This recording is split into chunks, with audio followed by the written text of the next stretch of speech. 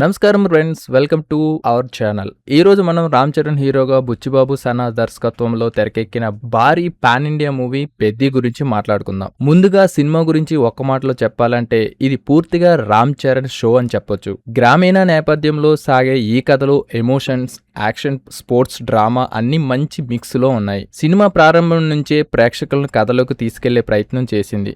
ముఖ్యంగా రామ్ చరణ్ కనిపించిన ప్రతి సన్నివేశం థియేటర్లో మంచి రెస్పాన్స్ తెచ్చుకుంటుంది. ఆయన look, body language, dialogue delivery అన్నీ చాలా న్యాచురల్ గా అనిపించాయి. ఫస్ట్ హాఫ్ నెమ్మదిగా స్టార్ట్ అయినప్పటికీ ఇంటర్వెల్ బ్లాక్ మాత్రం సినిమాపై అంచనాలను పెంచేస్తుంది. సెకండ్ హాఫ్ లో వచ్చే ఎమోషన్ సీన్స్ మరియు యాక్షన్ ఎపిసోడ్స్ ప్రేక్షకులను బాగా కనెక్ట్ చేస్తాయి. జాన్వీ కపూర్ తన పాత్రకు న్యాయం చేసిందనే చెప్పాలి. అలాగే ఇతర నటీనటులకు కూడా తమ పాత్రల్లో ఆకట్టుకున్నారు. ముఖ్యంగా విలన్ పాత్రకు కథకు మంచి బలం ఇచ్చింది.